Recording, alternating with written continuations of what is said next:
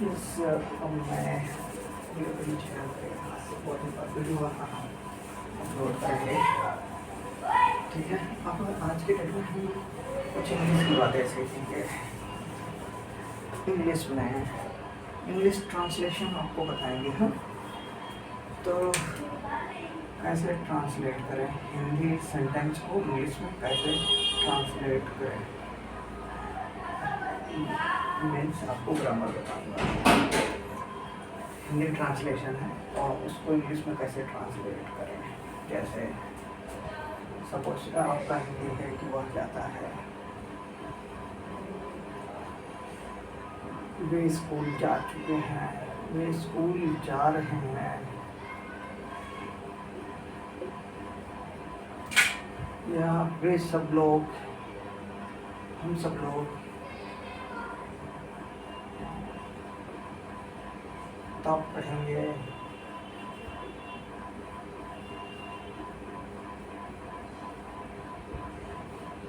ऐसे ढेर सारे सेंटेंस हमें बोलना है, या तो हमें क्या नाम से उसका ट्रांसलेशन करना है ग्रामेटिकल अकॉर्डिंग टू ग्रामर।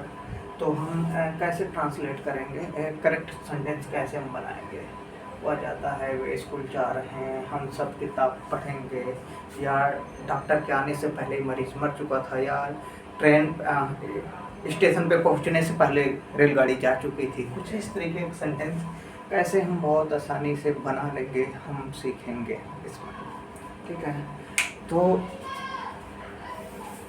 सबसे पहले आपको बताना है ये बहुत अच्छा, आपको एक सिस्टम से चलना है। आपको एक सिस्टम से चलना है। इसका सिस्टम जिसको कुछ भी ना आ रहा हो, ABCD स्टार्ट कर रहा, वो आराम से बहुत आसानी से अपना कॉन्फिडेंस बना सकता है। इस वीडियो के माध्यम से मेरे जो ये सारी वीडियो है इसके माध्यम से वो अपना कॉन्फिडेंस हाई लेवल पे ले जा सकते हैं, 0 to हाई लेवल। आपको बस पढ़ना पड़ेगा। तो सबसे पहले मैं ये सारी वीडियो आपको बताऊंगा। फर्स्ट ये है कि जैसे आपको जानना है, आपको पता भी है, सबको पता है आपकी शुरुआत कहाँ से होती है। हमें ABC ये जानते हैं, A to Z हम पढ़ते हैं, A to Z ABCDEFGH। ठीक है, तो सबसे पहले हमें जानना होता है छोटा आ जो होता है हिंदी का, इसको कैसे लिखते हैं, A। ठीक है, बड़ा AA। ठीक है, आपका E हो गया, ई को ई से लिखते हैं, छोटी ई हो गई, या इसको हम आई से कहीं लिखते हैं। और बड़ी ई हो गया तो क्या नाम से आपको ये डबल ई और आई से मिलता है। सो दैट ऐसे आपको का हो गया तो के से का हो गया, और खा है आपका चा है तो CHA चा है। ऐसे आपको ये पहले रखना है। ठीक है, आज सिस्टम से हम चलेंगे। ठीक है, इसका हम एक आप PDF बनाओगे अपनी कॉपी पर, इसको मतलब आ से लेकर के और ज्ञा तक का सारा चीज़ें आप फर्स्ट चीज नोट करके रख लोगे और प्रैक्टिस करोगे देख करके कि हम लिख पा रहे हैं कि नहीं। जैसे ज्ञा है, GY ये ज्ञा हो गया। तो ऐसे तो आप सब सारे जो ये शब्द हैं इनका आपको वो बना के रखना है। ठीक है, हम एक्चुअली अभी यहाँ से डायरेक्ट पहुँचेंगे। कुछ चीज़ें जो बहुत इंपॉर्टेंट होता है ट्रांसलेशन के लिए वहाँ, सो दैट अभी हम आपको वीडियो में मिलेगा हमारे छोटा आ से ज्ञा तक का ये अभी, बट इसमें नहीं मिलेगा, आपको दूसरी वीडियो मिलेगा। तो हम जस्ट जाएंगे कहाँ पे जाने वाले यहाँ से, ये आपको जानना है। आप अपने से भी बना सकते हैं, और इसके बाद आप थोड़ा सा ये प्रैक्टिस करेंगे, इसका बहुत ज़रूरी है।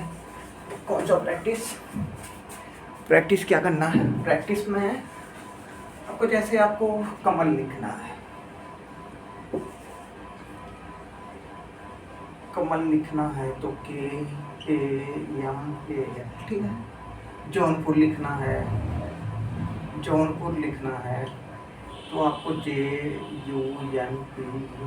ओके, ऐसे ऐसे कुछ वर्ड ढेर सारा ऐसे बना करके आपको मैच करना है कि मैंने जो अभी ये इसको कन्वर्ट किया ये करेक्ट लिखा है कि नहीं लिखा है। ऐसे प्रैक्टिस करनी है आपको।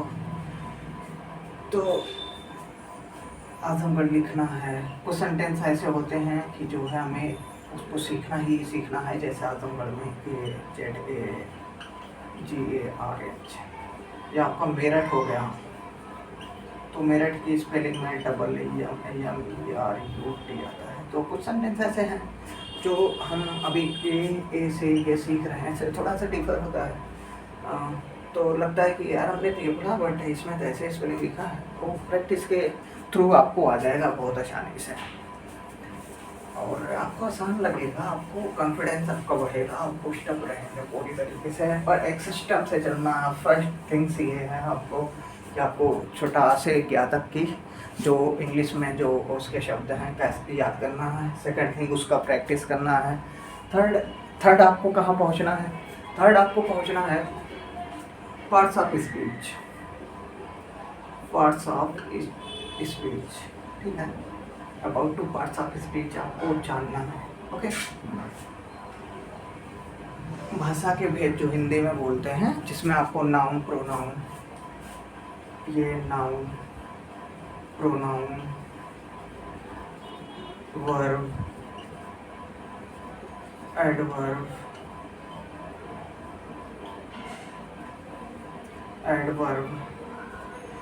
एडजेक्टिव, प्रीपोजिशन,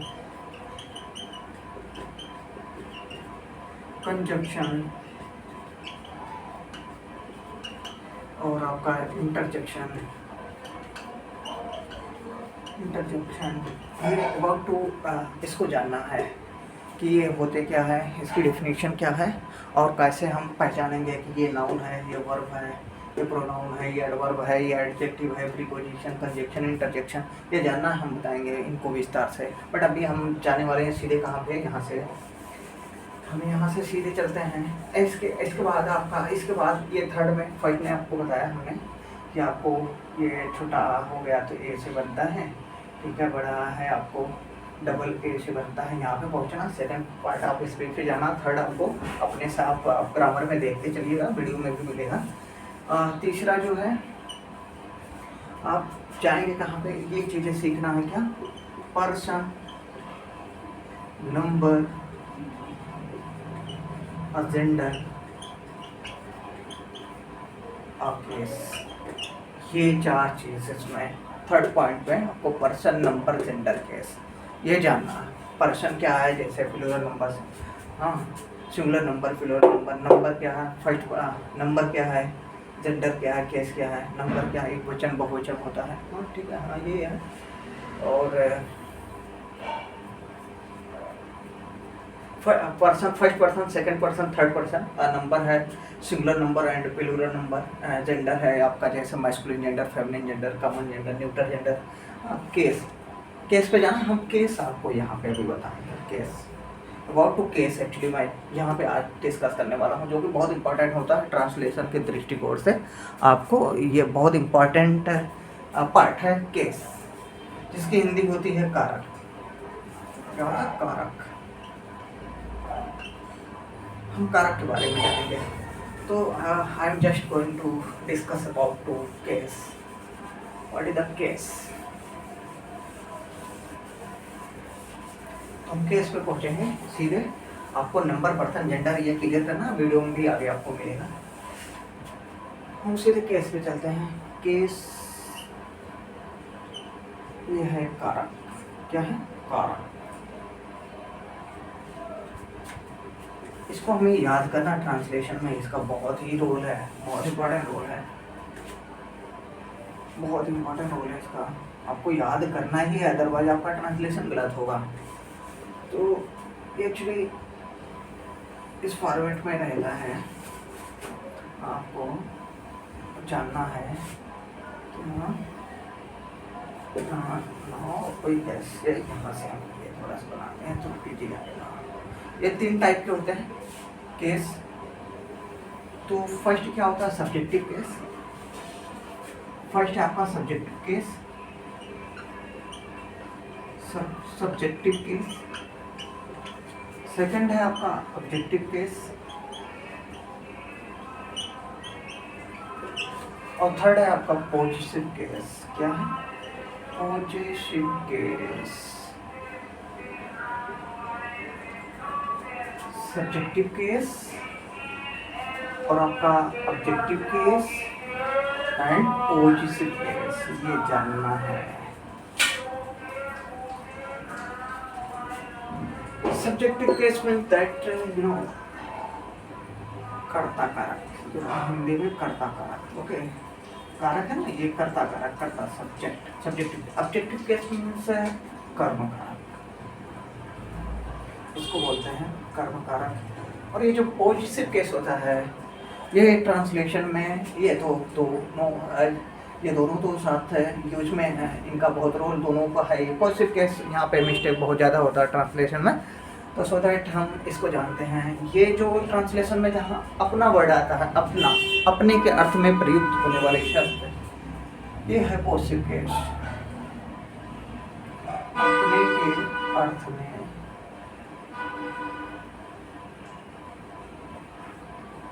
प्रयुक्त होने वाले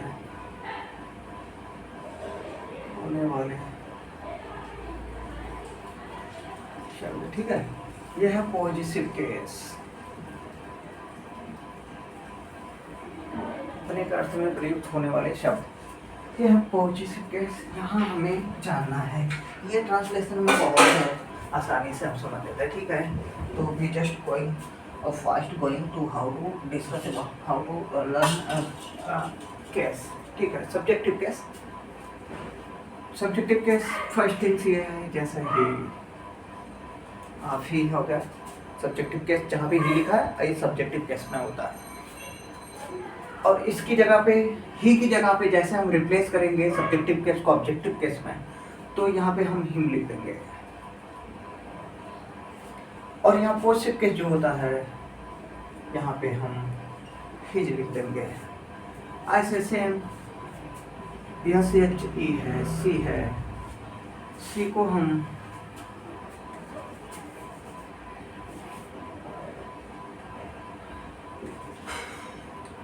SHE, सी को ऑब्जेक्टिव केस में हम हर लिखते हैं, और पॉजिटिव केस में भी हम हर लिखते हैं। मतलब सी है सब्जेक्टिव केस में, ऑब्जेक्टिव केस में इसकी जगह पे हम हर लिख देंगे। और जहाँ पॉजिटिव केस आएगा, अपने के अर्थ में प्रयुक्त होने वाला, वहाँ भी हम हर लिखेंगे। ही सी आपका इट है, इट को इट्स लिखेंगे, और यहाँ भी इट्स लिखेंगे, इट्स, ओके। फिर ऐसे लाइक से अगर यहाँ पे दे है, तो दे को हम जो ऑब्जेक्टिव केस है देम लिखेंगे, और पॉजिटिव केस है दियर लिखेंगे। जैसे अगर कोई नाम है, नाम आता है सेंटेंस में, रवि या गौरव या पुनीत, विनीत, तो वहाँ पे हम क्या करेंगे, कोई नाम हो, means any name,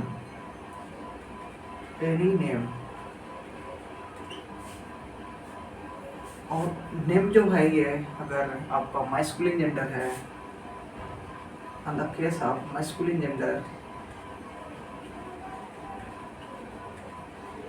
masculine gender means that like example लेते हैं हम, रवि। ऐसे केस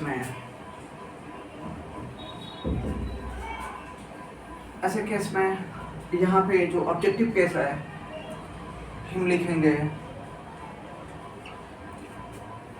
और पॉजिटिव केस में हिज लिखेंगे। लाइक से any name, feminine gender, any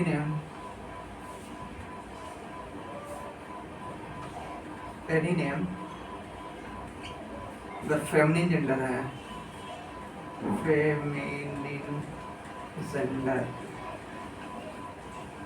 feminine gender है, लाइक आपका लाइक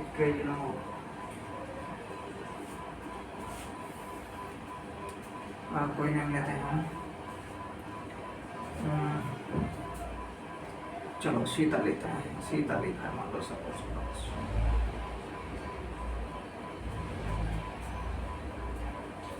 तो यहाँ पे जब ये फेमिनिन जेंडर हो गया तो यहाँ पे हर होगा और यहाँ हर होगा। तो ऐसे इसको हम याद करेंगे और ये बहुत अहम रोल अदा करता है आपके ट्रांसलेशन में। बहुत इम्पोर्टेंट पार्ट है केस।